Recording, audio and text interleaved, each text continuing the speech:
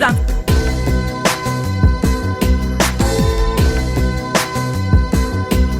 Yeah, yeah.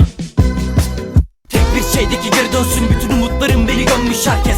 Yaşamaktan bıktım, diğeri de bıkkın, gerçek boğazımı sıktı. Gönül ister hep zor, doğrusu bu, git kalbini sor. Halimi hayra yorma, ol realist. Kaderimi yazan karamsar senarist. Hemen ayılman gerekli dostum, kendini değerli sandıysan. Bir alışıksan yapıştır olmaya, kırık bir kalp kurban değil ha. Eskiye dönemez belki fakat bu zor günlerimizin hatırına. Üstelemenin anlamı yok zenci, uslanmam yol aldıysan. Dostlar yanımda güneş batarken sahte bir gülücük senden. Kendime baktım alt kattan, görüyorum herkes yüksekten. Sevgi satırları kürek bekliyor, boşver be sadabı eksik zaten. Pişman olmadım hiç kendimden, korkum var senden daha fazla. Can çok uzaklardayken ben nöbet bekledim, silah kalem. Yönetmen ise Osman Sınav, transparan bir dram the end. Sınavlar girer beynime senden, sinyaller girir erkenden. Aşk zoru bir problemse ben çarpım tablosu bilmem.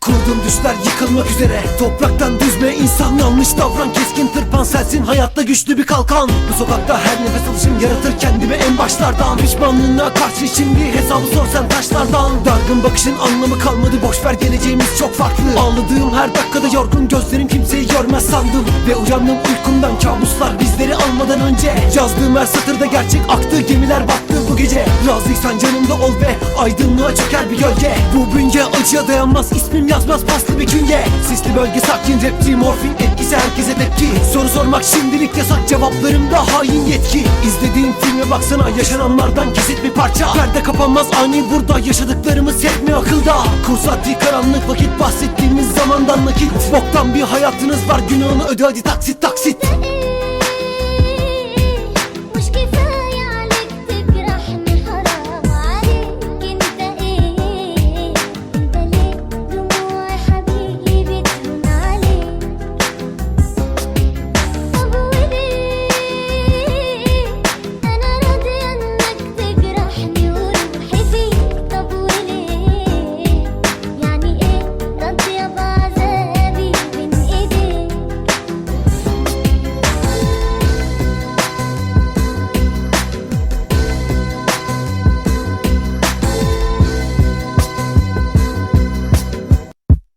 Sevgisiz bu şahsiyetim aldı kalemi eline. Sözlerim dökülürken kalemimden defterime. Sabah karşı 4:30 ağlamaklı gözlerim. Yeni bir günde yine ben sevdiğimi gözlerim. Küsmüşüm hayata ben yalandan bakışlara. Gözlerden uzak bir yerden, gözlerden kaçışlara. Harman kalmış bedenim, yeni bir duman isterim. Katlanamazsam bebeğim siktir olup giderim. Kaptanı olmayan gemi içinde yolları bekler yorgun bedenim. Yüzüme gülümseyen tavırlar içinde kıskançlık var, bundan eminim. Uzandım her dal kırıldı sanki, sevdiklerim beni terk edebildi. Ben kendimle dertleşebildim, intiharın tadını da bildim. İstediğim tek şey ufak bir sevgi, yapabilir misin hanımefendi? Sordum soruya cevabım yoksa takılacağım artık beyaz kefenli. Nankör dünyanın blöfüne hiç kalmadım, her zaman ortaya koydum. Mutluluk yaşamın elbisesi ise baştan beri ben hep soyunuktum.